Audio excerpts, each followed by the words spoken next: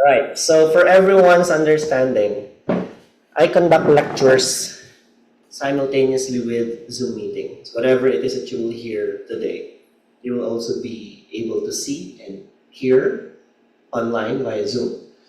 So you can attend live via Zoom, but you can also catch everything what is about to happen um, later. So just in case you are an employee, you're a mother who's taking care of her newborn, pwede mo siyang panoorin mamaya. Because everything here that I'm going to discuss is recorded. So, and I upload that on my YouTube channel. So I will also be posting on the group, on Discord, not just the replay video, but including this particular handout, this exact same thing that you will see, the entire 58 slide PowerPoint converted into PDF. You will also get access to this. So that is how much we give value to convenience. You can do your review the comfort of your homes if you want to. But some people like Sir, meron tayo isang estudyante dito, he wanted to experience the lecture here at the branch. You are still free to come. I am just encouraging everyone that if it is a Saturday discussion, please give it a time to attend in person if it is Saturday, because a Saturday lecture is always going to be a major lecture. So again, our topic today is content speaking. This is also a major lecture pertaining to the speaking subtest. By the way, we have only two major lectures pertaining to speaking subtest. We have the speaking skills enhancement, which will be covered by Ma'am Shannon soon, and content speaking, which is exactly what I'll be doing today. So for the other lectures, they will come by on a weekly basis. So the following week, we'll focus on listening. The other week, we'll focus on reading. Last week, we did a hardcore focus on writing. So you just have to attend your classes. Even if you attend your classes in person, you attend your classes via Zoom, or you attend your classes by watching replays, it's up to you, okay?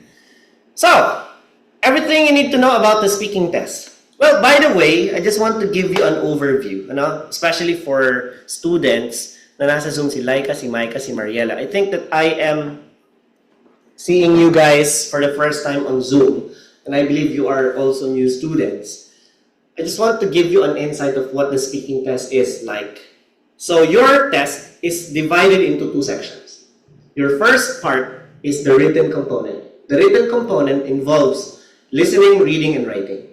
And when they happen one at a time. In the actual test, you do listening first for 32 minutes, you do reading for an hour, you do writing for another hour, giving you a total of 2 hours and 32 minutes. This will start at 9 o'clock. You'll be expected to finish at 11:32.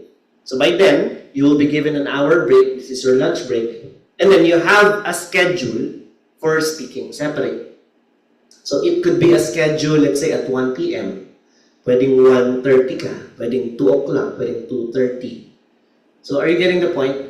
Your speaking test is a separate part of the test. But it's not going to be separate in a sense na isa-dalawang araw ang difference nila. Well, just to give you a trivia, in the past, we used to have the speaking test happening a day or two before or after the test. So imagine, if I book my test tomorrow, February 28 is my exam, it could mean that my test for speaking could be today. Or it could be over yesterday. Because when they do exams before for the pen and paper based test, they conduct an entire 60, 80 participants. Ganun kadami ang nagte-test before. So 80 participants in one go. How are you going to cater them for the schedule of speaking kung isang araw lang? Hindi kakayanin. Speaking tests begin as early as 8 o'clock and it could go over as late as 10 p.m. That is why in the past, napaka-inconvenient nun because there will be occasions na nag-exam ka ng Saturday for listening, reading, writing, and then ang exam for speaking will be Monday hapon pa. So let's say if you will be traveling to Manila, you have to be there for as minimum of 3 days just to take the entire listening, reading, writing, including the speaking test. But today, if you will be booking your speaking test, not the speaking test, but the entire exam, listening, reading, writing, speaking all together in a testing center like this one, because 9.09 Cabanatuan City is a testing center too. So you can take your test here, and you just have to take the test for speaking in the afternoon. Listening, reading, writing in the morning, speaking in the afternoon. Okay? So that's how speaking was then, and that is what speaking schedule is today. So, I'm here to shed some light about common misconceptions about students regarding the speaking test. Because if you will ask me a question today, sir, why do we have 2 separate major lectures in speaking? Why do we have a major lecture in speaking for skills enhancement, and why do we have a major lecture for speaking in content in the area of content? So the thing is, content is something that many people don't get to understand very simply. Now, I would like to always use an example of cooking. Okay? Imagine, what's your name? Marzan. Imagine, Marzan and our 4 participants here on Zoom. Marzan, Laika, Mark, Anthony, Micah, Mariela. Puro pala kayo M. Huh? Mark, Micah, Mariela, Marzon. So si Laika lang ang hindi M. No? Laika, baka gusto mo magpalit ng pangalan, maging Micah ka na. No? Alright, I'm just kidding. But the thing is, if today is your exam, imagine, today is your speaking test.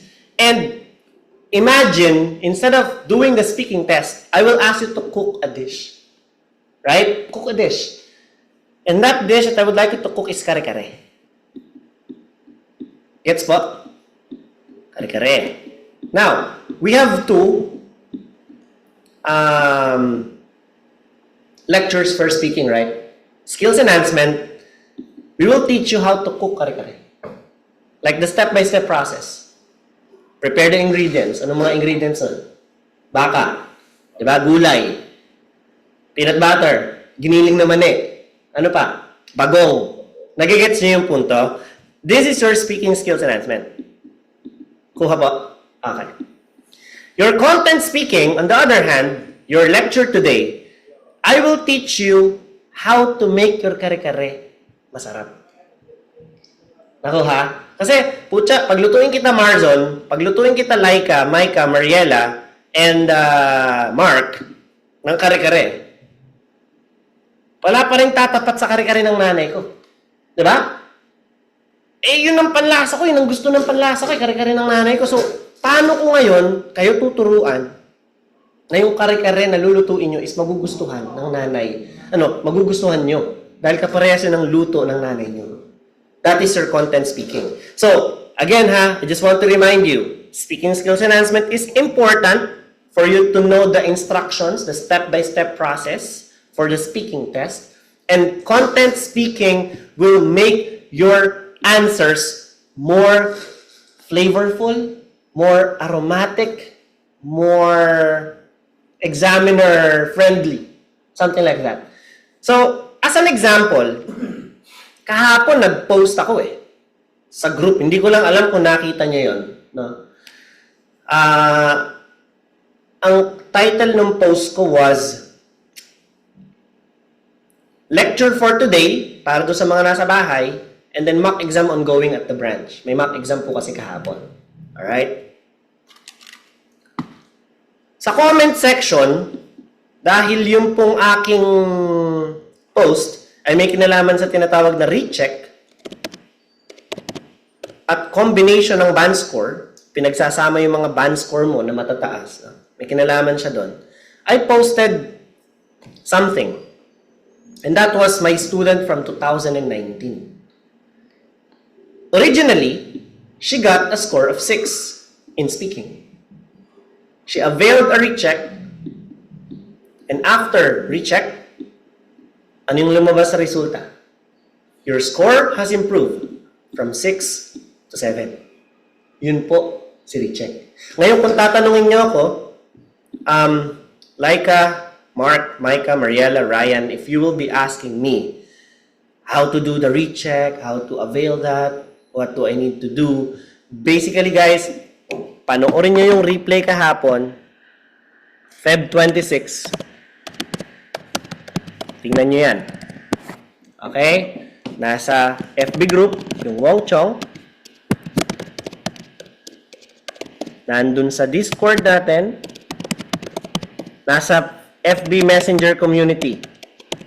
Nandoon po siya. Panoorin nyo. Isang oras na discussion yan tungkol sa recheck. Okay? So, bakit ko po ipinasok yung usapang recheck dito? Kasi doon papasok yung flavor eh. Tingnan nyo Pag nagpa-recheck ka, nire-record yung conversation mo eh. So, during your entire exam, okay, I want you to see the point sa mga nasa Zoom. Now, during your exam, your examiner will be doing the interview. You will be asked questions. You have to answer them. You have to respond to those questions. And your exam basically is being recorded. The questions the examiners ask, your responses, everything in between is recorded. Now, if you avail a recheck, you don't have to undergo an entire test anymore. May examiner na papasok sa picture, papakinggan lang niya yung conversation niyo with the previous examiner. Nag-gets yung point? So, may nabago ba? Wala. Papakinggan lang niya yung naging dati mong interview. At from there, sabi niya, bakit kaya nakakuha to ng 6? Para sa panglasa ko, nag-gets niyo? No? For me, pasado naman eh. Kaya po, may mga success stories ng recheck na from 6, nakakakuha ng 7. Ang pinakamataas ko na recheck was 6 to 7.5. Speaking to. Ibig sabihin lang po nun, yung original examiner niya during the interview, hindi po masasapanglasa niya yung paraan ng pagsagot niya. Pero yung nakinig doon sa conversation niya, para sa akin, okay naman to. Kasi kanya-kanya yan ang pagluluto eh. Kung iisipin na naman natin si Kare-Kare, maalat yung pagkakaluto mo, yung examiner mo, ayaw niya ng maalat, binigyan ka niya ng 6. Yung nakinig dun sa interview mo, sa recorded interview, gusto niya na maalat. Kaya kanya binigyan ng 7. So, gusto ko lang pong linawin that IELTS is a bias exam. They claim that they have this assessment process that they follow, that they want this to sound universal. But how come that people get 6 while examiners will listen to the same thing and they will award you with 7 afterwards? Diba? Where's the uniformity? Where's the standard that they claim? There is no standard. At the end of the day, ang mga examiner ay tao. At may kanya-kanya silang trip. Kung trip nila yung sagot mo, pasok sa panlasa nila, good. Kung hindi, bagsak. Ganun lang kasimple. That's why I will teach you exactly how to make your responses basically work for every single examiner out there. We will make sure of that. Okay? So the first conception is that speaking is difficult. Well, you have 4 tests, right? You have listening, you have reading, you have writing, you have speaking. If I'm going to arrange them in order of difficulty, writing is the most difficult. Reading is the second most difficult test. The easiest would be listening. And speaking is the second easiest among the tests. So yes, you heard it here. Right now, you are hearing me saying this, that speaking is not a difficult exam. It's an easy one. Madali. Bakit? Because the questions in speaking are about you. How difficult is it to answer questions about you? Like, where do you live? If I ask you right now, is it difficult? If I ask you right now, where do you live? If I ask you the question, where do you live? Is it difficult or not? Madaling sagutan, hindi. Madali, di ba? Kasi alam, sabi mo kung saan ka nakatira. Abay, kinderman, tinanong mo, how old are you? What is your favorite food? Alam nila isasagot doon. Di ba? They know the answers to those questions. And so are you. You have to provide examiners with adequate responses that is particular for the task. So your question is going to be about you. That's why it's easy. What is your favorite color? Pag tinanong ko, what is your favorite color? Madali sa'yo yan. Bakit? Alam mo kung anong favorite color mo eh. Pag tinanong kita, what is my favorite color? Alam mo?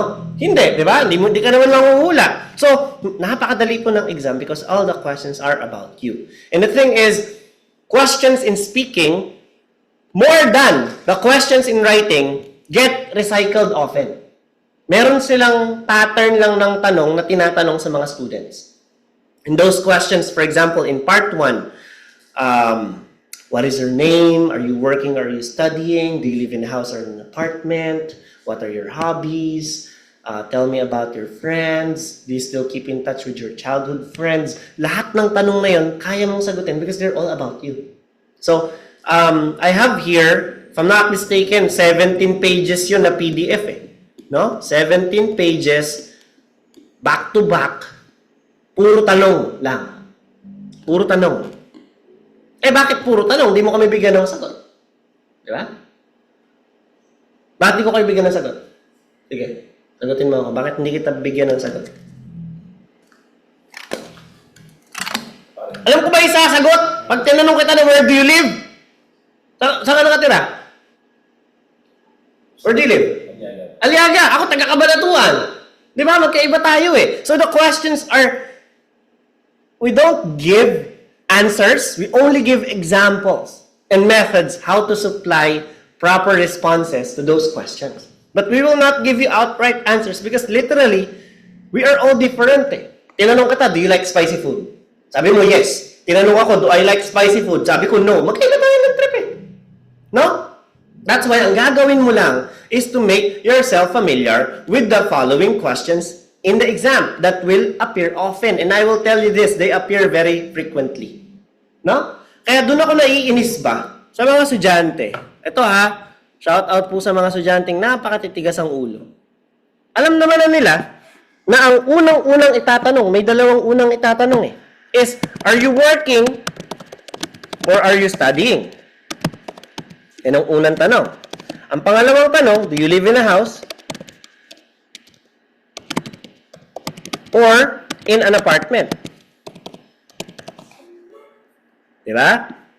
Tapos ganito sila sumagot. I am working, no, I am studying IELTS. Oh, bawal na sabihin na you are studying IELTS. Bakit? Na naman, di ba? Bakit bawal na bawal sabihin that you are studying IELTS? Okay, tanungin natin si Mariela. Mariela, kung ako yung examiner, tinanong kita, are you working or are you studying? Sumagot ka ng, you are studying for IELTS. Bakit bawal sagutin yon? Yeah, use the chat box. O kung meron naman sa inyo dyan sa brand, sa group, si Laika, si Mark, si Micah, si Ryan, tell me, ano kaya ang dahilan? Bakit bawal? Again, pwede naman. Hindi ko naman sinasabing hindi pwede. All I'm trying to say is that pag sinabi mo yun, mababa ang score mo. Okay? Bakit bawal sabihin sa examiner that you are studying, you are preparing for IELTS like this?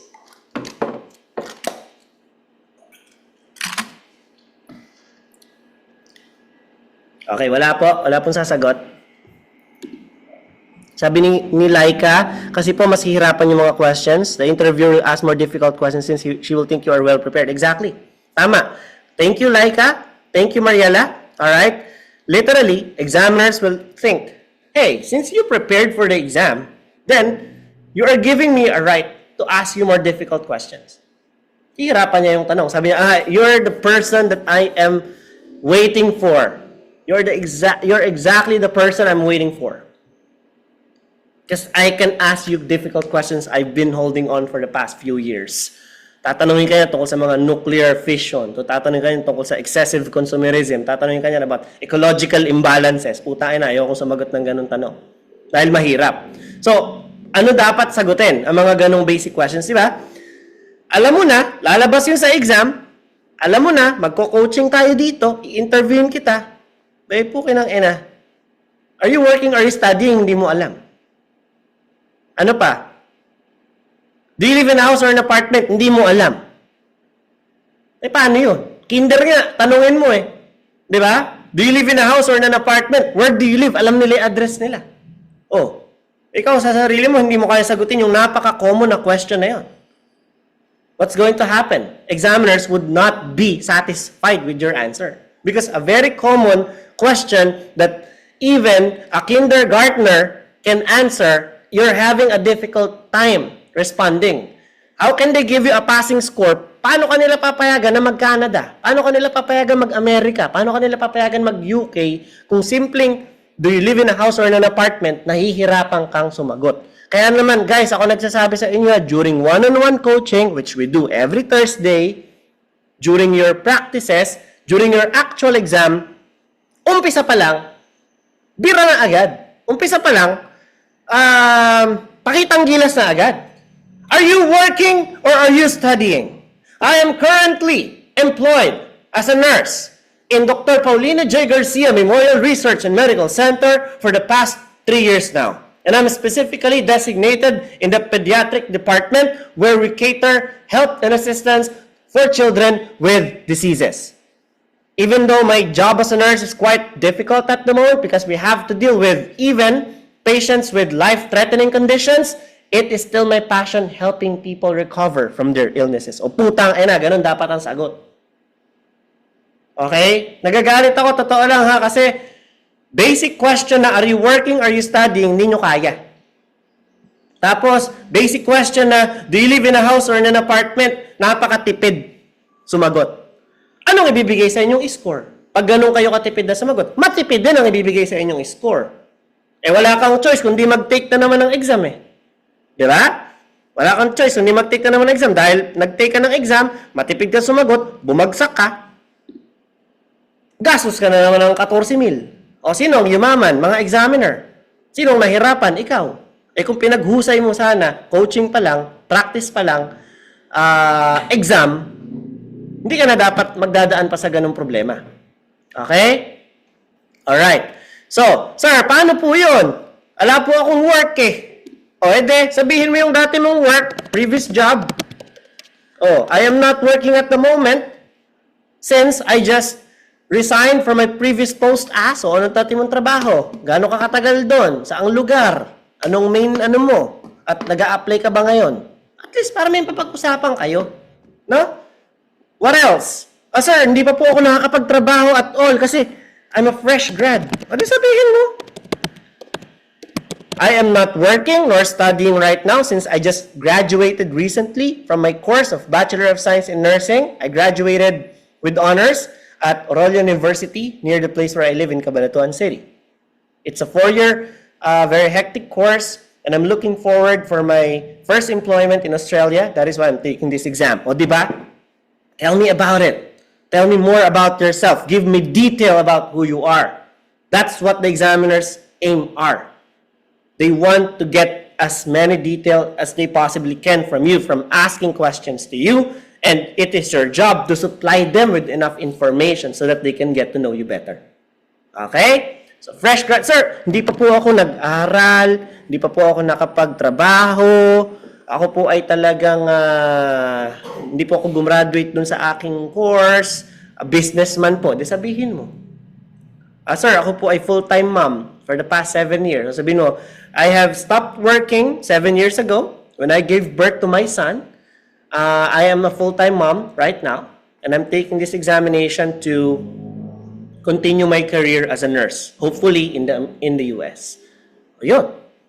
Diba? So sabihin mo yung mga detalye na yun to supply enough information for the following questions. Speaking is difficult. It is scary. No, it isn't. Well, examiners, some of them are intimidating, pero don't worry dahil kami po ang nag-book sa exams nyo, especially if you ask us to book your test. Meron kami mga blacklisted na examiner na alam namin na kahit anong gawin mo, kahit gaano ka ka-perfect, hindi ka nila bibigyan ng mataas na score. Meron kaming blacklisted na examiner. Hindi ka madadala doon. No? Out of the 33 active examiners in British Council right now, half of which are local. Diba? Nasa Philippines yan. Yung kalahati niyan, international. May examiners ka from Egypt. May examiners ka from Brazil. May examiners ka from Tonga. Examiners are from Russia. Okay, may examiners ka from Nicaragua. Nagigets po yan? Kaya naman, hindi nila magigets yung mga Tagalog na words. For example, what is your favorite food? My favorite food is adobo. Ano yung hayop na yan? Di ba? Di naman nila alam. So you have to translate those Filipino terms in English. Pero wag naman literal.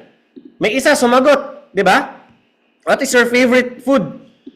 Pinaputok na tilapia daw, exploding fish. O ano naman yun?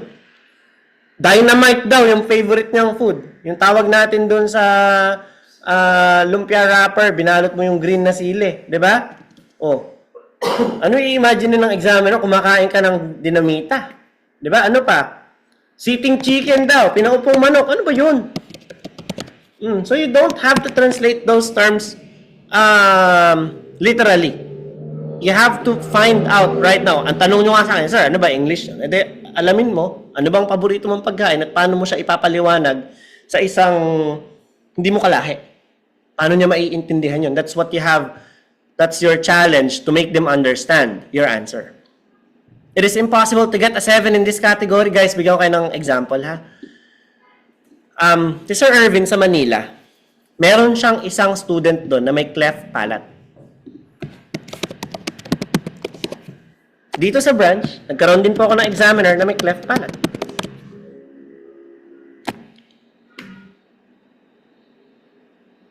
Bingot. Di ba? Literal. Oh. Meron na silang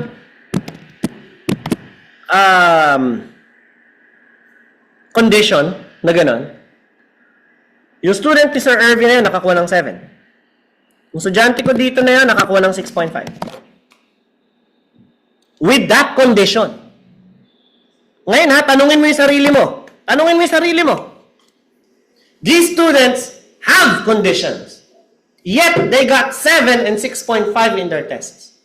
How come you, a person without any problem, any speech difficulties, bakit hindi mo kayang ma-achieve yan at hindi mo kayang higitan yan? Sila may kapansanan na, meron na silang diferensya, pero kaya nilang maka-7 at 6.5. Sabi nung estudyante ko, sir, hindi ko inaasahan na makakuha ko ng 6.5. Because look at my condition, sabi niya. Sabi ko, hindi ko in-expect din eh. But, sa kanilang lahat, kasi isang batch sila, 30, sa kanilang lahat siya pinakamasipag, pinakamapursige, at masigasig mag-aral. Pinaka umiintindi. Pag sinabi mo, ito dapat ang gawin mo next time, bagalan mo ang pronunciation, because the slower you go, the better train of thoughts you will produce. Sinusunod yan. O, naka 6.5 siya. Yung estudyante ni Sir Irvin, 7, nakapag-America na siya. Ito, nasa Ireland. Anong excuse mo? Those people had conditions when they took the test. What was your excuse? How come you can't do the same or even better than them? You without conditions. Diba?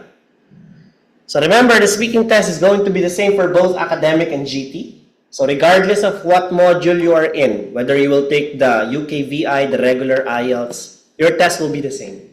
You have your same part 1, 2, and 3. This will last for about 11 to 14 minutes.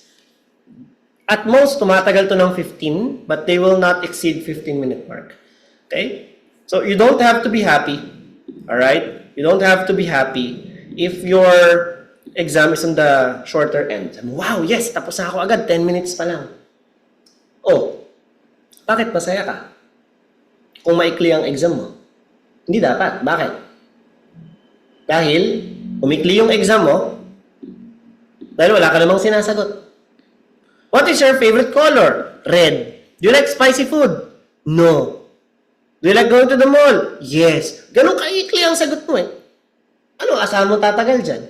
O tumagal yung exam mo ng more than 15. You need to be happy that your test lasted for more than 15. Why? Because that means the examiner really liked talking to you. Masarap kang kausap Pasa na kita. Ganun lang yan. Ganun lang siyang kasimple. So be happier if your test lasted more than 14 minutes. That's our goal, to supply as many information as we possibly can. So our objective is to be able to organize speech answers in the IELTS speaking exam, to be able to come up with an effective answer to questions asked in the speaking test, and to be able to practice how to become a better speaker. Remember, your test is divided into 3 parts. Your part 1 is your introduction and interview. The questions will be about yourself. Anything about yourself, no? Even questions. Sige, magbigay ako ng random questions ngayon. Even questions like, do you know how to drive? Kung oo o hindi, di ba? It's up to you. Do you know how to ride a bike?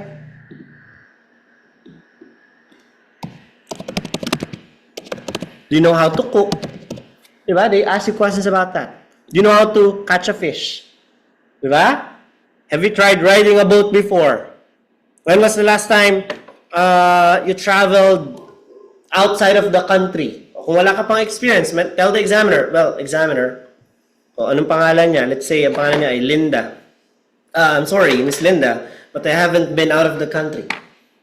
And if in case I'll be able to pass my test, this is the first time I'm going out of the country, and hopefully that will be Australia. Diba? Hindi pa ako nakakaalis eh. Pero siguro sakali, pagpasa ko sa exam na to, makakaalis ako ng bansa at Australia yun ang una ko mapupunta. Ganun. You just have to answer questions. Okay? General questions on familiar topic. O tungkol sa bahay nyo naman, what is the color of your house? What is your favorite part of the house? Are there paintings hanging on the wall of your house? Do you want to change the color of your house soon? Diba? Tungkol naman sa pagluluto, diba? Do you know how to cook? Do you ask your friends and family members to taste your cooking? Do they like it? Nagugustuhan ba nila? So that is how we respond to those following questions. Topics about studying. What is your favorite subject? Do you think your favorite subject is helpful to your current career? They will also be asking that question. How many hours in a day do you spend time on the internet? Oh. Lahat ng questions sa part 1 are very familiar questions. The important here is rapport and connection. You have to establish connection with the examiner by being talkative. I'm not saying that you should be excessively, painfully talkative, but talkative that you're fun to talk to and you're supplying information. You're not going overboard. You're not extending beyond the realms of the question. Hindi ka lumalagpas doon sa question lang. Madaldal ka pero may katuturan. Kasi tinanong kita, what is your favorite shop? My favorite shop is Bench, located in SM Mega Mall. SM Mega Mall is located in Mandaluyong City, where the National Center for Mental Health is actually located. Anong pakialam ko? Ang tinatanong ko sa iyo, yung shop napunta tayo sa mental hospital. Diba? Ang dami mong sinasabi, English man yon, pero ang layo na nung tira niya dun sa tanong. Well, related siya because of the address. But my goal here is asking you why this shop in particular. So you should have told me na yung Bench, meron lahat dun eh. May accessories dun, may damit, may undergarments, meron siyang pabango, meron siyang mga bimpo. Yun dapat ang tinira mo dun. Na unlike Guess or unlike Pen Shop, mas mura kay Bench. Pwede mong idagdag yan. Yan. The challenge in part 1 is how you perceive the audience, because this will affect your degree of apprehension and nervousness. The more you fear the audience, the more nervous you become. Therefore, understand, try to put on a smile and set the tone, befriend your audience, the examiner, and this lessens the anxiety in your part. Don't be reactive, but rather a proactive speaker. Remember to concentrate on your subject. Speakers lack confidence because they think too much about themselves. Don't be too self-preoccupied. So part 2 is the individual long turn. People, listen to me. This is exactly what I want to warn you about, because your part 2 is obviously the most important part of your test. Part 2, once again, is the most important part of your test.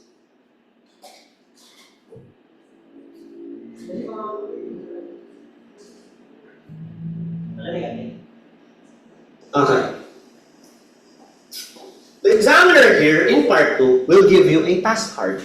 This task card contains a topic which includes points you can cover in your talk. We call them the bullet points. You will also be given a piece of paper and a pencil and a minute to prepare for your task. You need to talk for 2 minutes on the topic. Examiners will ask you 1 or 2 questions on the same topic to close your task. So, to put it simply, in the computer-based interview, since you will be talking to the examiner remotely via a computer, definitely, you have a camera set up, you have a microphone, nagkakakitaan kayo doon. Kasi in the past, face-to-face talagang interview to eh. Kakausap pa talaga ng kano dito. But this time around, if again, meron pa rin po tayong pen and paper base. Kung magpe-pen and paper base ka, there's a chance that you will see the examiner in person. But not anymore in the computer-based test. Because your examiners will be doing it via Zoom. Now, the question here, meron siyang main point, meron siyang bullet point, and you are given 1 minute to prepare. You have to copy the question since after 1 minute, the screen which contains your question will go blank. Well, blank siya.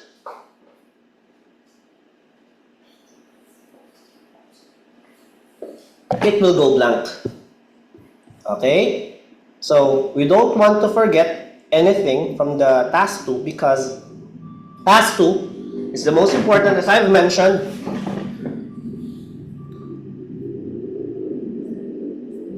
And missing a bullet point or 2 could set you back by a lot. No? Tagalogin ko. Bigay ako ng example. White tayo. Nakalagay dito sa task 2, tell the examiner about the food you like the most. Example lang po ito ha. You should say what this food is. How often do you eat this food? Why you like it?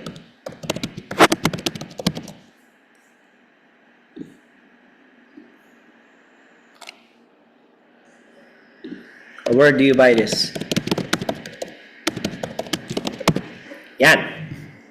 So we have 1, 2, 3, 4. Teka, para mas makita nyo, lagyan natin ng star.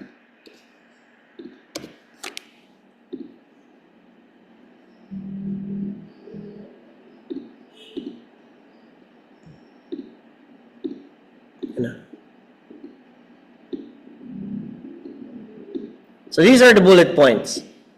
Now, because you didn't prepare, because you didn't copy the questions during the 1 minute time where the examiner specifically told you to prepare, na-blanko siya. Gusto ko lang ipalinaw po, ano? Sabi ng examiner, alright, time is up. Binlang ko na. Natandaan mo ba lahat yan? Natandaan mo lahat? Hindi. Di ba? So, kung hindi ka magsusulat, may pagkakataon, may tsansa, na baka may makalimutan ka dito na isa. Halimbawa, hindi mo nasabi yung where do you buy this? Kasi ang sabi mong food dito ice cream. Hindi mo nasabi na pwedeng mabili sa 7-Eleven yun.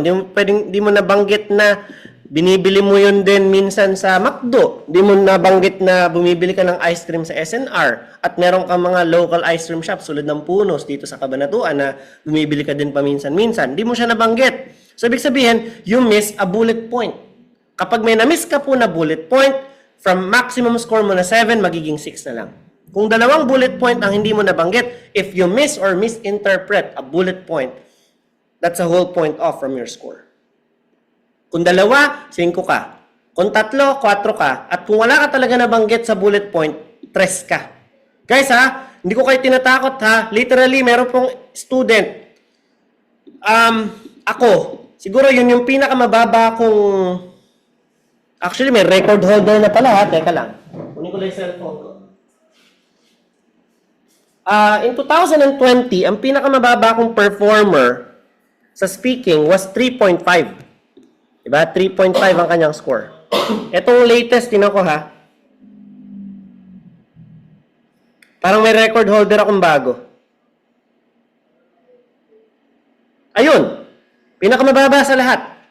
2.5. Yan na po ang pinaka-lowest ko sa lahat. Itong 3.5 na to, sabihin ko po sa inyo ha, hindi ko po ito estudyante. Lumapit po yan sa amin, sir. Naka 3.5 lang po ako sa speaking. Sabi niya, ito na ako pinakamababa akong na-encounter sa buong buhay ko. Nagpa-picture ako dyan. Totoo. Tapos, nung tinulungan namin siya, nakakuha na siya ng 4.5 na kailangan niya para makapag-Canada. Etong 2.5 na to, ine-expect ko talaga to eh. Hindi to nakikinig. Papasok to sa school, hindi nagsasabit ng assignment, hindi nagpapacoach, hindi sumasagot. Sabi ko, give up na ako. Ayaw din tulungan yung sarili. No? So, yan na po ang aking latest na record holder as of 2026. From 2020 to 2026, 6 years apart, ito na po ang pinakamababa kong score na na-encounter sa speaking. So, ibig sabihin, kung hindi ka pala sasagot sa bullet point at hindi ka sasagot ng maayos, maaari po na makuha mo ang ganyang kababang score. Kaya please, sundin po ang mga sasabihin namin na tama. Okay? So, that's how important task 2 is. Si Ma'am Shannon po ay naka 8.5 sa speaking. Almost perfect. Actually, we consider this perfect kasi si Sir Irvin, nakakuha siya ng 9 multiple times. Lagi niyang sinasabi na kapag yung examiner na to, yung natapat na examiner kay Ma'am Shannon ang mapupunta sa kanya, baka hindi nga siya maka 7.5. Si Miss Ara Escalana. Napakahirap magpa-exam nun. No? Pero si Ma'am Shannon naka 8.5 sa kanya. Kaya si Ma'am Shannon ang ating demigod pagdating sa speaking. Alright? Makikinig kayo lagi sa turo niya how to do the speaking interview properly. So, kahit kasing galing pa kayo ni Sir Irvin na naka 9, kasing galing pa kayo ni Ma'am Shannon na naka 8.5. But if you miss a bullet point, your maximum score gets to 6. If you miss 2 bullet points, it now becomes to 5. If it becomes 3 bullet points missed, your maximum score is 4. At pag wala ka talagang sinagot dyan, 3, 3.5, 2.5 ang iyong pwedeng score. Task 2 is the most important part of the test. Okay. Now, part 3 is actually the longest. This will last for about 5 minutes. The questions here are connected with the topic, but these are more general issues, often a bit more abstract than task 1 and task 2. So topics about what your opinion is about this particular scheme or particular concern or issue. They will be asking you about your opinion. Remember, we have varying opinions. You just have to make sure that your opinions, you can actually make sure your opinions become valid by supporting it with proper arguments. So the important factors about the speaking test is not grammar. Diba? It's not lexical resource. Oftentimes, I could miss a grammar or two. No? In my speech, so for example, instead of saying, I picked up my son from school, instead of saying I said I picked. But if I'm going to say that, well, when I picked my son at school yesterday, again napansin mo ba yung pagkakamali? Napansin mo? Asan? Nasa? Wala. Ala doon. Ang mali yung picked. Ang gusto kong tanong, when I picked my son at school yesterday, napansin mo ba yung mali? Na-pick. Napansin mo? Napansin? Totoo? Napansin mo? Hindi. Dahil ang grammar mistake sa speaking ay hindi halata. Nagets mo? Mapapick or picked man yan, mahirap mahalata ang grammar mistake sa speaking. Saan ba madaling mahalata ang grammar mistake? Sa writing. Sa writing, pag wala kang S, pag walang ES, hindi mo sinulat yung ED, dun sa picked, hindi mo nabanggit na gano'n, mistake na yan. Hindi mo na-capitalize yung I, hindi mo na-spell out properly. Tanong ko na examiner, Kevin, what is your favorite flower? Well, my favorite flower is chrysanthemum. Can you spell that flower? No. Santan is my new favorite flower. Di ba? Hindi naman ipapaspell out sa'yo ng examiner. Walang spelling mistakes dyan. Walang capitalization errors. And oftentimes, your grammar problems, you missed an S, you missed an article here or there, you mispronounced in and on, they would let them go. Because most probably, they're not too concerned about grammar. And let me tell you this, they're not too concerned about grammar and speaking. What they are more concerned about is the manner how you deliver your answer. Through fluency and cohesion. Is it smooth? Is it proper? Is it appropriate for the following question? And pronunciation. How do you pronounce? How do you enunciate letters? Do you have a slang? Do you have accent? How are you making sure that those accents are not heard?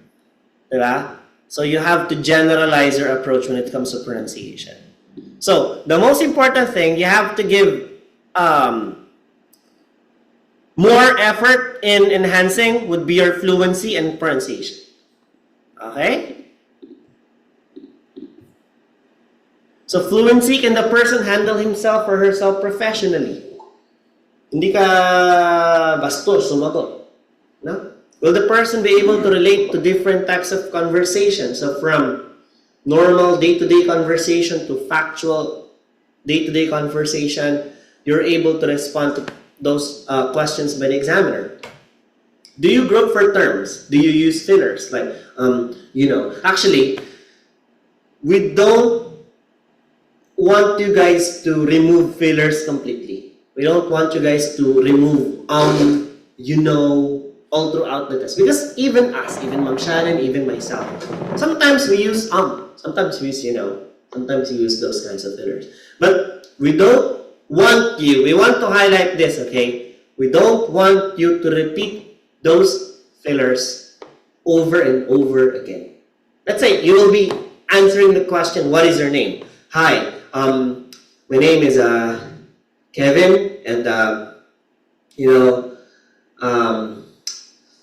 my last name is Mongolabnan, and yeah.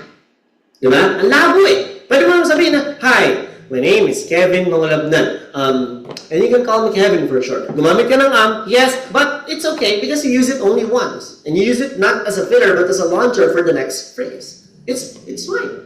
But we don't want you using fillers every single or every other word. Because when that happens, the conversational ability, the smoothness of your response plummets big time. And examiners would take note of that. Once again, fluency and content, they give higher remarks on that than vocab and grammar. They don't care how much errors I'm not saying na totally wala silang pake sa grammar. If they will literally hear a problem. Kasi madalas sa mistake sa grammar talaga, natin yan, yung gender. My mother, sabi mo he. Tapos people, sabi mo it. Yung mga maling pronouns, yun, halatang-halata yun. Naturally, kung halata talaga, mistake yun. But they are more focused. They are more preoccupied with fluency and pronunciation rather than your grammar and vocabulary. Vocabulary, you just have to avoid local languages like Filipino terms. You just have to refrain from using them often. Or if you will be mentioning, let's say, adobo, what adobo is, because literally that is your favorite food and you don't want to change, you can translate it by describing it. So if you don't have a word, this is what I always tell my students. If you forget about a word, you can actually use this even in writing. A word, describe it instead. For example, you are talking about a sport that you and your friends are doing right now, and that sport is badminton.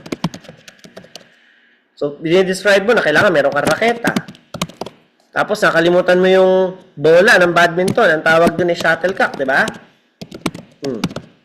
Kalimutan mo talaga, literally. So, mention that, well, my friends and I are into badminton lately, so we have our own individual rackets, and we hit this ball made out of cork with feathers attached to it. And when this thing hits the part of our court, this means that our opponent gets the point. So the goal of this sport is to make sure that this ball should not hit your side of the court. O diba? Kahit nakalimutan ko literal, yung salitang shuttlecock, nasa dulo ng dila ko, kaya ko pa rin siyang bigyan ng justice. Okay? That's the goal. Because at the end of the day, this is an English interview, not an intelligence test. No? Okay? And the most important would be pronunciation and delivery. So you have to make sure that your speech is well versed. You have to make sure that you are not rushing through your answers. You have to make sure that you avoid mispronunciations of words, remove glides as much as possible, and maintain consistent volume throughout the conversation. So the speaking test requires you to answer questions in full. Sometimes we have to use our personal answers. We normally use personal answers in your part 1 and 2. Intellectual answers would be how you give arguments, how you respond to your opinions, opinion-like statements, especially in part 3. So intellectual answers will come from audiovisual sources like newspapers, books, magazines. My suggestion is if you want to improve your speaking, what you need to watch are interviews. Watch English interviews. Like mga late night shows, mga interviews ng mga celebrities. No? I want you to watch those interviews so that you can become better. You can hopefully acquire their degree of confidence, how they handle themselves in such situations. What type of speech should I use? Memorized, extemporaneous, and impromptu. Memorized type of speech. This is memorized before the time of the speech. So when do we apply this? In part 1. So questions about yourself should already know by now how to respond to those basic questions. Once again, I have 17 pages of those questions that you can review beforehand so that when we do the one-on-one coaching and when you do your test, you will be making sure that there are no stones left unturned. Extemporaneous, we deliver it with little preparation, usually with the help of some notes or an outline. This is for your part 2. Kasi literally, di ba? Sabi nga natin, examiners will give you a piece of paper, a pencil, and the question. You copy the question, yung note na ginamit mo to copy the question will be left on you and you can use that as your guide. Pwede mong gamitin coding yung literal, kaya nga iniwan sa yun, pwede pong gamitin. No? And impromptu is delivered immediately without time for preparation in part 3 naman yan. So it depends on which type of question you were asked. So you have to make sure that you can shift from one type of speech to the next with ease. So ito yung mga common questions in part 1. Name, nickname, don't spell out. Just give your name and wait for further questions. And be confident. Describe yourself. Examiners will ask you about your age, your civil status, your birthday. When is your birthday? How did you celebrate your most recent birthday? Which do you think is more fun? Your birthday when you were young or your birthday when you were, or your most recent birthday? So they will ask you those questions. Family. How many members of the family do you have? So you can mention your immediate family, your parents or siblings, or you can mention your husband, your wife, or your kids. It's up to you. No? But the thing is, they will ask you about the members of your family. They will also ask you about your favorite member of the family. Who do you ask for when you need advice? Do your family members and friends also ask you for advice? Do you think you give good advice? Those kinds of questions in part 1. Hometown, educational background, and work experience, they will be asking you about that. They will also ask you about personal questions, hobbies, interests, likes, even dislikes. Diba? Which do you prefer? Shopping in the mall or shopping online? Well, I like shopping online more than shopping in the mall. So, why do you dislike shopping in the mall? Tatanong nila yan, bakit? So, you can mention, what is a type of food that you don't like the most? What is the day of the week that you hate the most? Tatanungin din nila, not just only on the like category, but also on the dislike sector. So you have to be prepared for that. Favorites, personality, something unique, and even your future plans. So they will be asking you topics from the past, like how did you celebrate your most recent birthday? Well, the thing is, they are not actually interested in that. You see, they will ask you about how did you celebrate your most recent birthday. So you have to make sure that your answer is in the past tense of the verb. Kasi even though that grammar isn't meticulously assessed, when they ask questions like this, they are all ears about your grammar usage, particularly if you will be using the simple past tense of the verb. Because if you're not, you will be flagged by negative points in grammar. Hometown, describe your house, you have your furniture, what is your favorite furniture in the house? Have you tried giving furniture as a gift? Diba? Like, Celia, nagbigay ka na ba ng lamesa bilang regalo? Kanino? Oh. Does your house have stairs? Tatanungin din nila yan. So, may stairs ka sa entrance, may stairs ka sa second floor, may stairs ka sa third floor. Profession, type of workplace, working hours, environment, length of service, duties and responsibilities, relationship with colleagues. Reminder, limit fillers as much as you can. Be prepared at all times. Anything can be asked from specific to personal questions. Be proactive. If the question is not clear, ask to clarify. Directly answer first, then give out the reason, because for the reason that. Avoid repeating the words used in the examiner's questions. Use your own. Kaya nga pag tinanong ka na, are you working or are you studying? You don't say, I am working or I am studying. You say, I am employed. I am currently employed at. I am currently taking Bachelor of Science in Nursing. I'm currently taking up Bachelor of Science in Information Technology. So you use your own words. But it doesn't matter whether you repeat the words from the examiner's questions. Just don't make it often. Just don't copy the examiner's words often. Kasi ang dating nun, it's parroting the examiner. Okay? So complete the following phrases. What are you good at? What do you enjoy? And what are you known for? Task 2, once again, this is perhaps the most important part of our discussion for today. We call this the individual long turn. Individual because you're the only one talking here. Long because this is going to last for 2 to 3, even up to 3 minutes. And turn, today is your turn to discuss this topic. So you'll be given a task card, main questions and guide points, pencil and paper, 1 minute to organize ideas, use it wisely.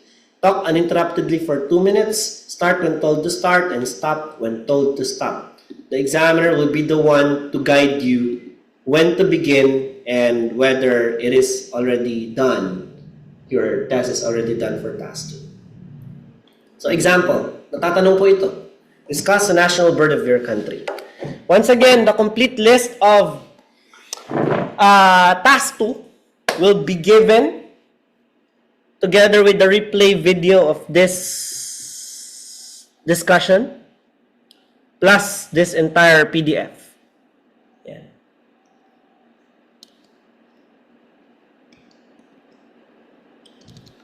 Okay. Pause lang ako ng video.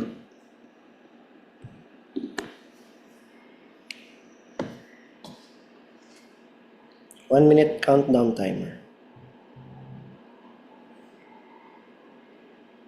Check out the... So makita nyo na 1 minute talaga tayo magpe-prepare. Okay, so anong gagawin ko dyan?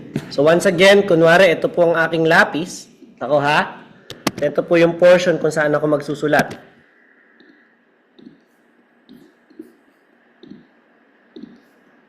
Alright, Kevin.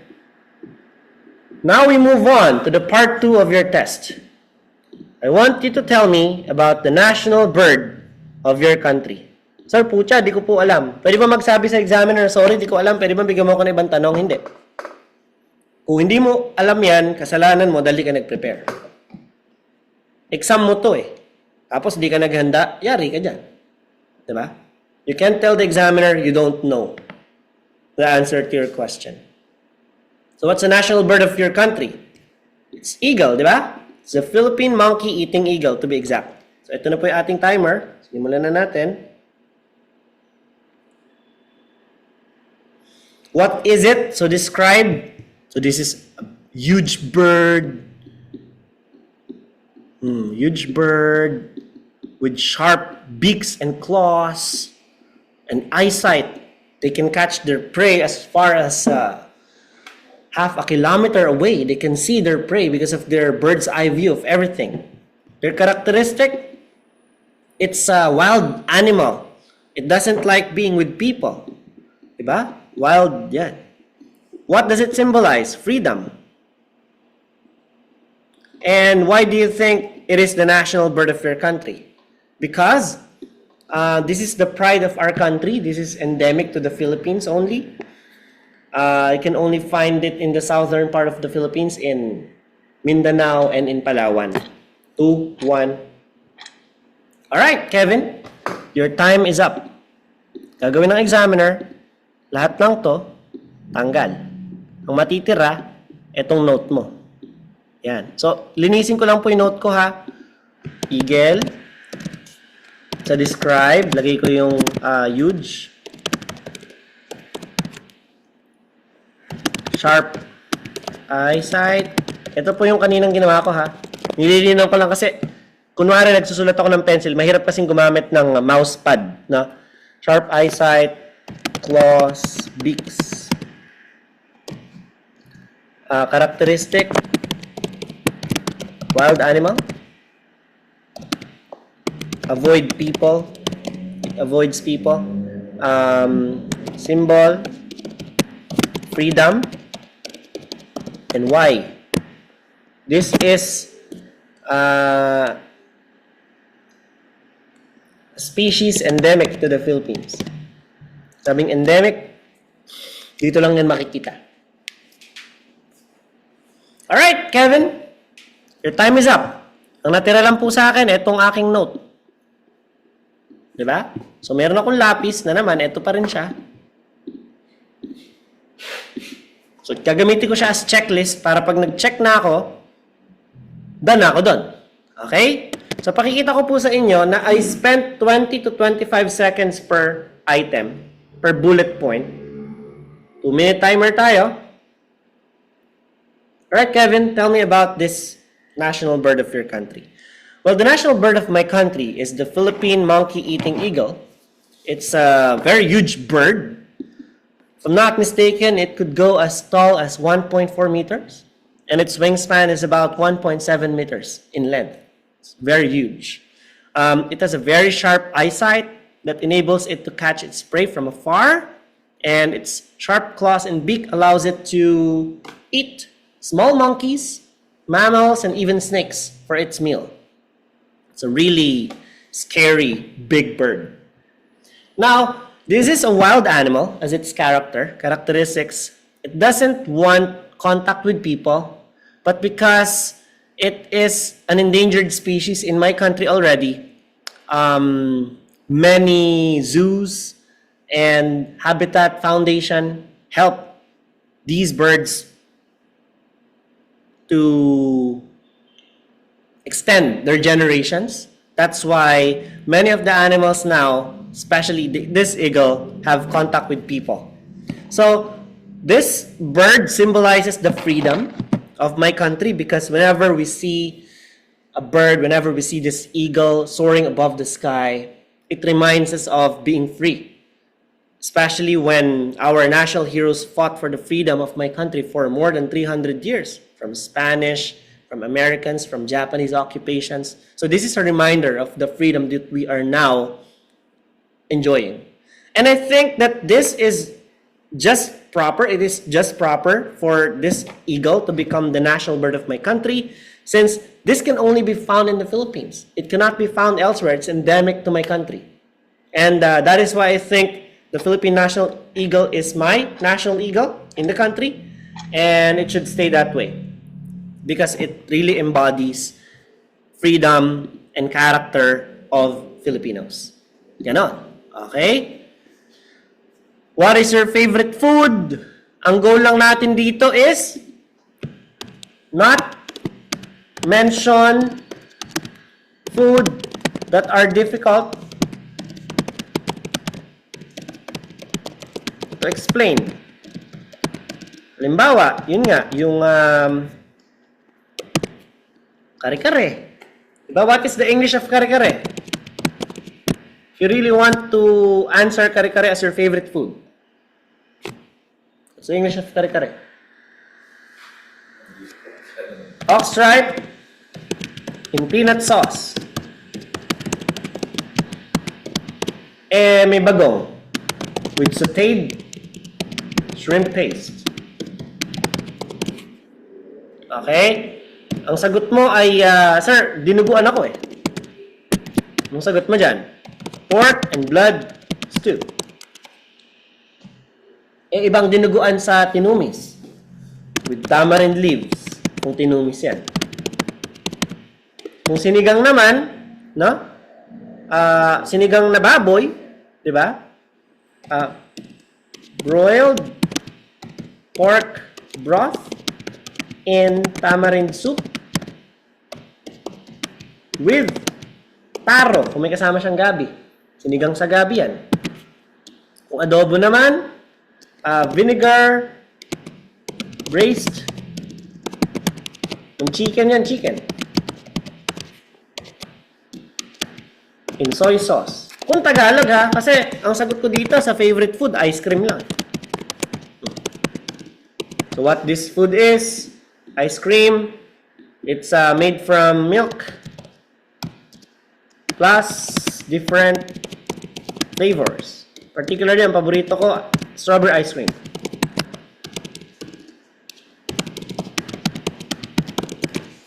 How often do I eat this? Nung bata ako, everyday, halos. Now, 2 times a week lang. Where do you buy? Supermarket, fast food chain, tsaka mga convenience stores. Tapos why I like it? Sweet. I love sweets. Kevin, tell me about your favorite food. 2 minutes. My favorite food is ice cream. Ice cream is made from dairy products, particularly milk, mixed with other flavorings. We have variety of flavors. People have experimented with ice cream flavors for so many years now. I have also seen chili, weird flavors like wasabi, and even fish flavored ice cream. Here in the place where I live, they have that. So it's gross, but I think if people want to try a flavor, it's up to them what type of flavor that they want. But for me, the flavor I love the most is strawberry. Probably because of how rare strawberries are in the place where I live, because I'm in a tropical country. And strawberries only grow in Baguio City. It's up north, and it's very expensive. That's why I get to eat strawberry ice cream only when we go to Baguio City. So I treasure this moment often. When I was young, I eat ice cream every day because of the flavor, how I really love the flavor of it, how the texture in your mouth that melts it. But now that I'm an adult, I know that consuming too much sugar, which ice cream has a lot, by the way, is not good for the body. That's why I'm only trying to eat ice cream occasionally during birthdays. And if I'm stressed, as much as 2 times a week. I can buy ice cream in a lot of places. In supermarkets, they sell gallons of ice cream. In fast food chains too, like in McDonald's, they sell sundae cones. And in convenience stores, they have a lot of different flavors available. Well, if you're going to ask me why I like ice cream the most, it's because it's sweet.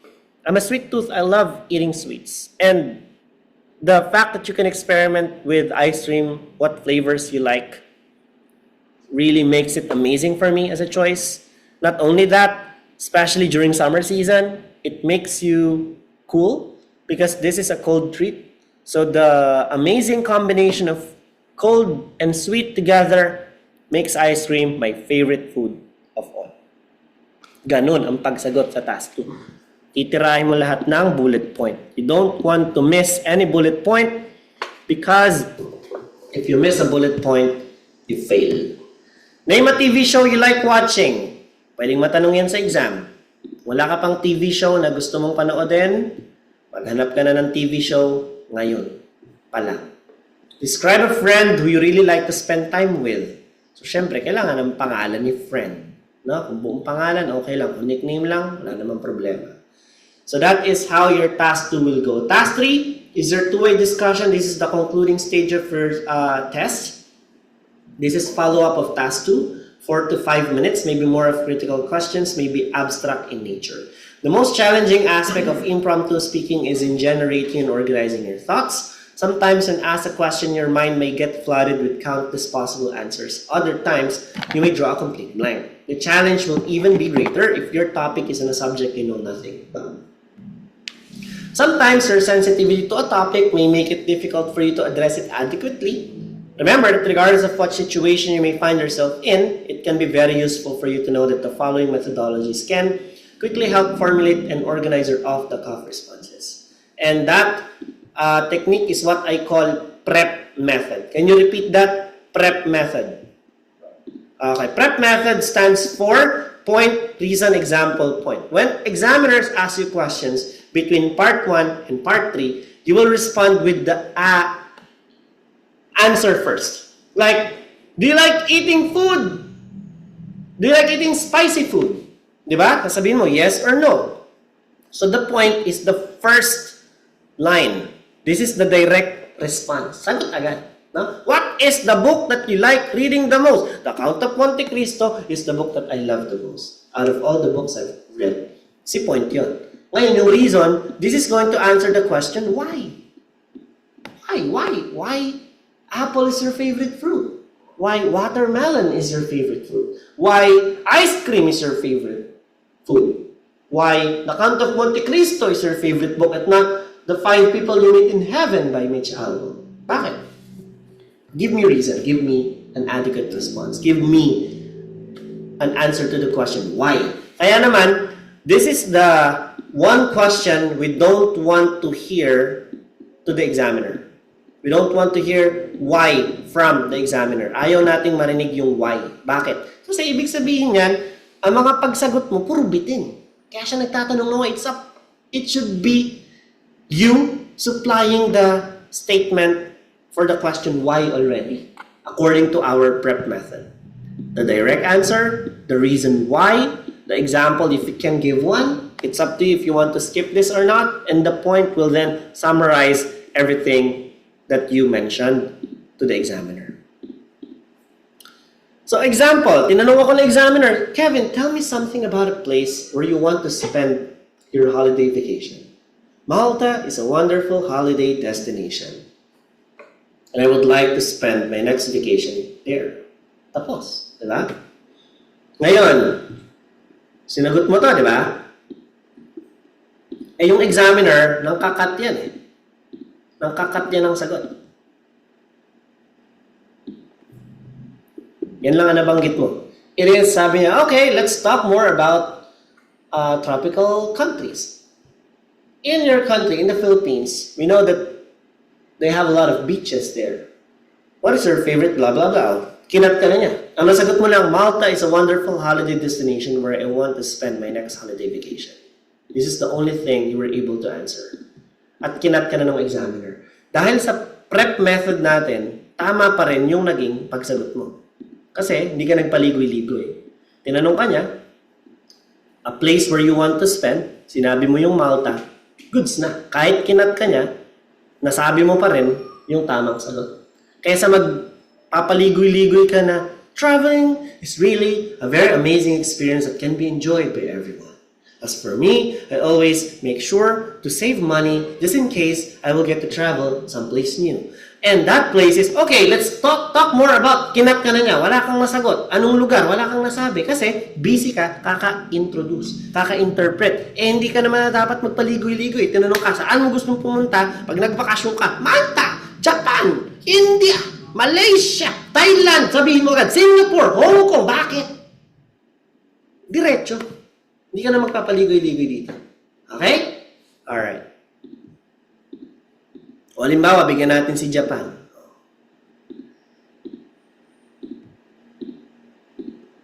Kevin, tell me about a place where you want to spend your holiday vacation. Well, ever since I was young, I've been amazed with Japan. And I would like my next holiday vacation to be in Japan. This is a place where both technology and ancient times meet, but in a good way. So Japan has given respect to their heritage. Their castles, their museums are still in place. They still do the festivals up until today for many thousands of years already. I want to experience that. And when it comes to technology, Japan is the inventor of many of my favorite handheld consoles. From Nintendo and Sony in PlayStation, they are the ones who invented. So I want to go there and buy some Pokemon cartridges, Nintendo DS, or even PlayStation controllers because I have a PS5 at home. So their technology is really superb. That is why Japan is something else. It's very clean. Their citizens are respectful. They value integrity the most. That is why Japan is a place I want to experience visiting. Not just once, but I believe more than once. Just to experience everything in between. Diba? Bigyan mo ng justice. Okay? So ikaw, kung gusto mong pumunta sa Malaysia, sabihin mo kung bakit. Ikaw, gusto mong pumunta sa Thailand, bakit? Diba? Anong reasons? Tell me about the answer, give me the reason why. That is the prep method. Now, examiners will also ask you questions that you may or may not have ideas about. Example, tinanong kita ngayon, Rhea, why a hole of a manhole is round, di ba? Tinanong kita just right now. Tapos, paano yan? Hindi ko alam. Ano ang sagot sa tanong na why a hole of a manhole is round? Bakit daw bilog yung manhole? No? So, kung i-imagine natin, may gray ba ako dito? Example, ito po yung kalsada. Yan, kalsada yan.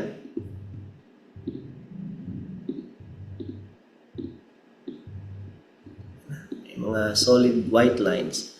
Tapos, meron niyang parang bilog dito. Alam niyo yan? Yun yung manhole. Bakit daw bilog? Yun ang tanong ng examiner. Alam niyo sagot?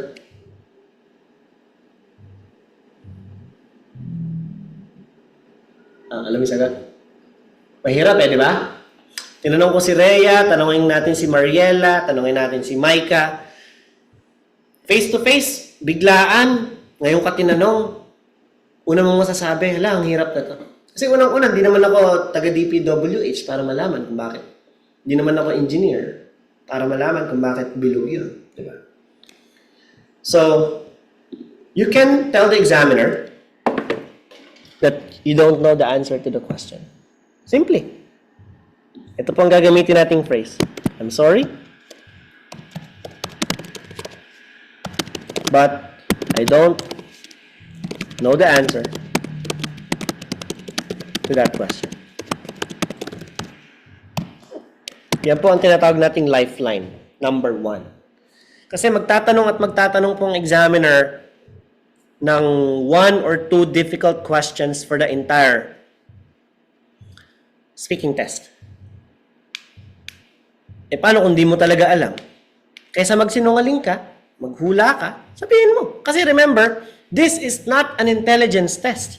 This is an exam how well you can use your English to hold a valuable conversation. And telling the one you're talking to that you don't know the answer because simply you don't have any idea about it is valid. Di ba?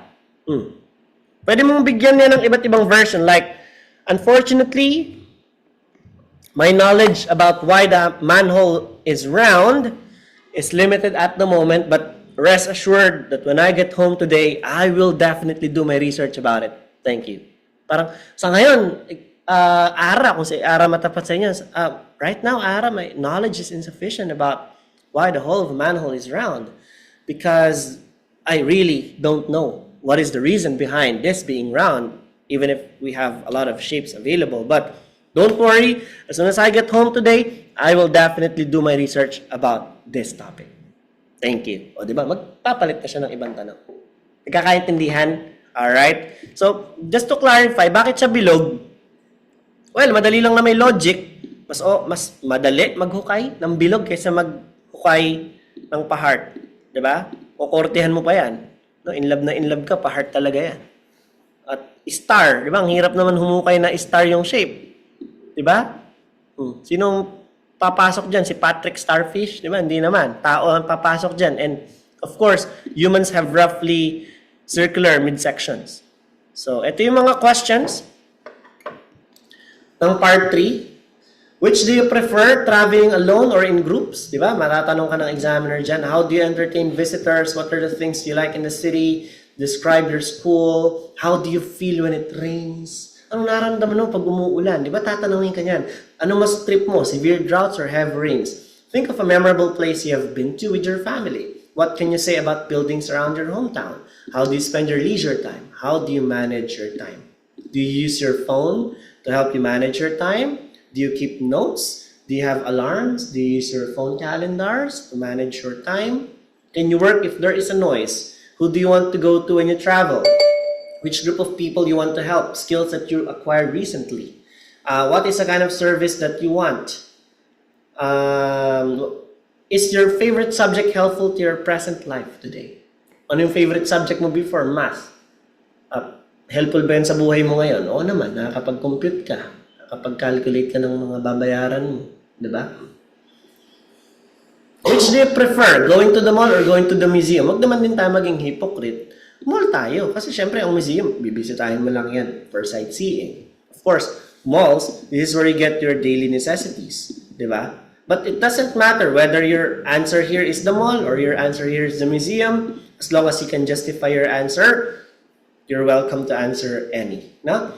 Tips, pay attention to the question and listen carefully. Answer immediately in as much detail as you can. Explain your answers, draw on your experience, and give examples. Speak like there is no tomorrow.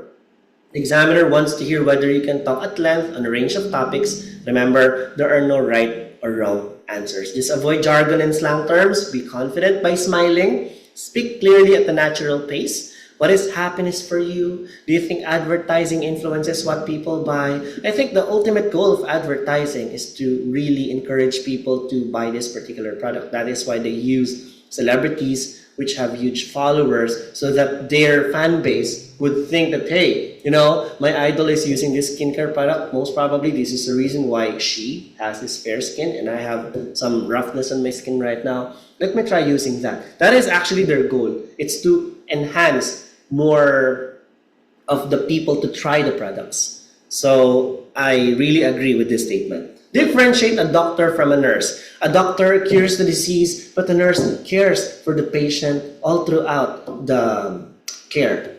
So pwede mo rin i-justify yan. What kind of things give status to people in your country? Cars, bags, houses, diba? Luxury watches, luxury items. Why is it important to have role models? And compare and contrast photos and paintings. Ganyan ang mga tanungan nila sa part 3. What to do before the test? Think and speak in English. Practice whenever there's a chance. Consider recording yourself while practicing.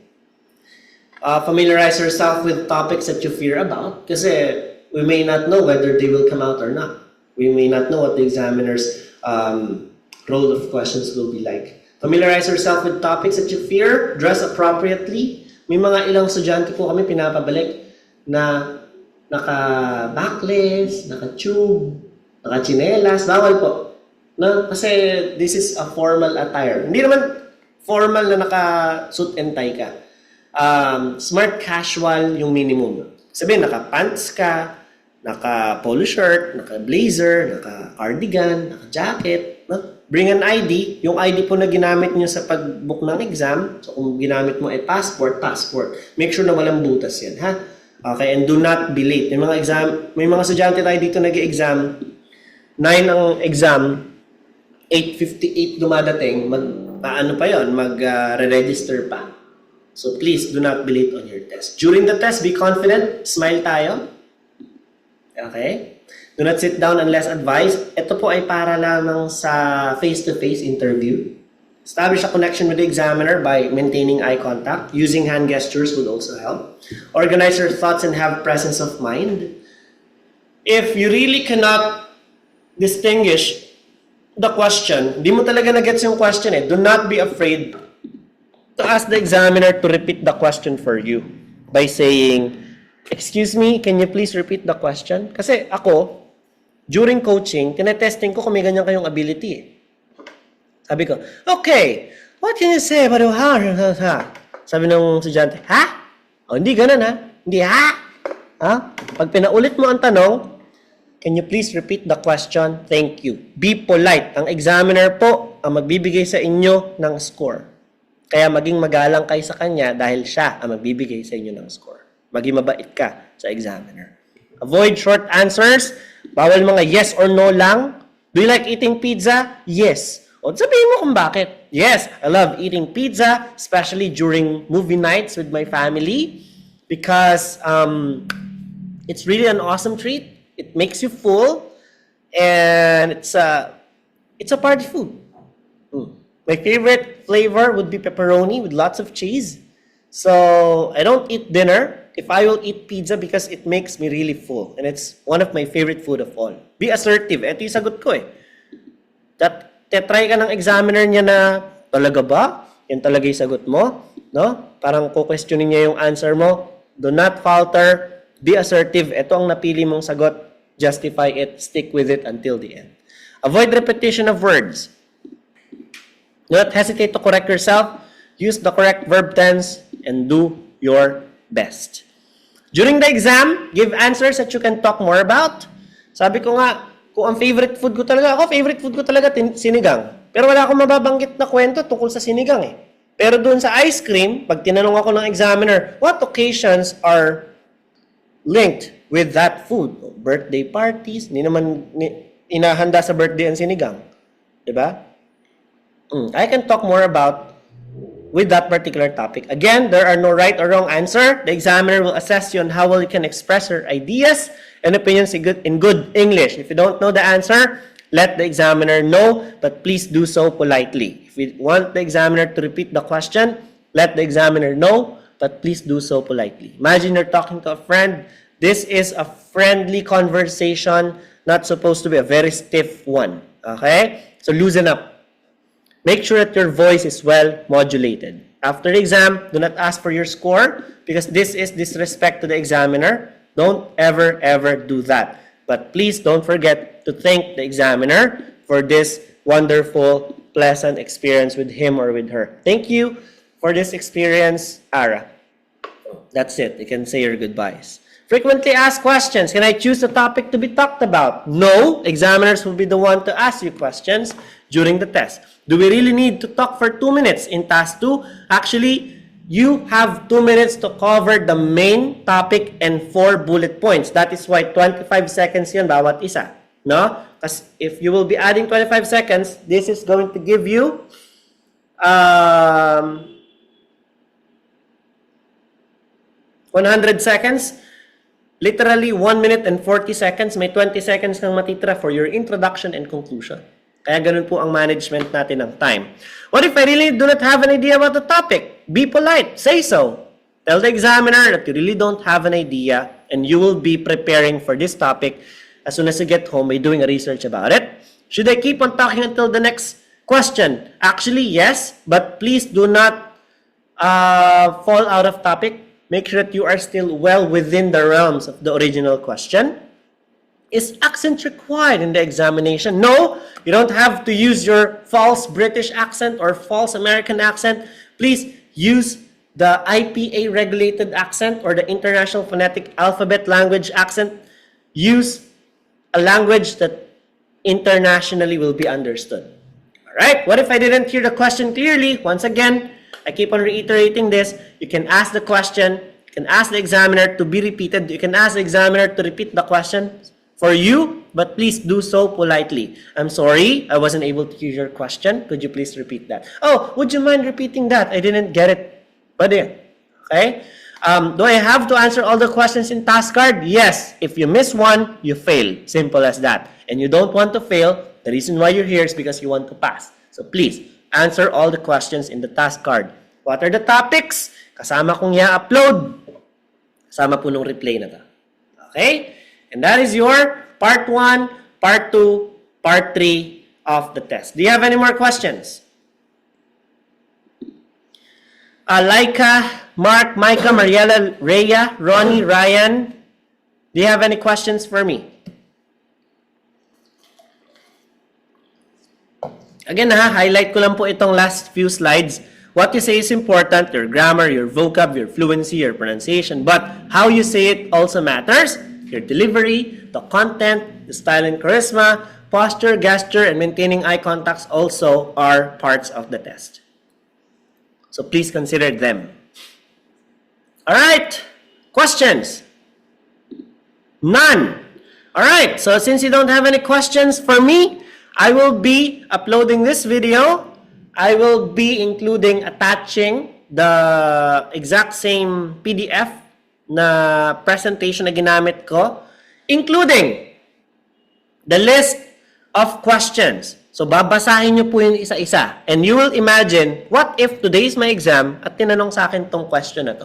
How will I respond to this? Okay? The best practice before your one-on-one coaching and before your exam is answering questions in front of a mirror and recording yourself using your phone. So that ikaw mismo mapapakinggan mo, okay, may mali ba? Alright? So do that at home. So thank you sa inyong lahat. Have a nice day. God bless and good luck on your test. Goodbye.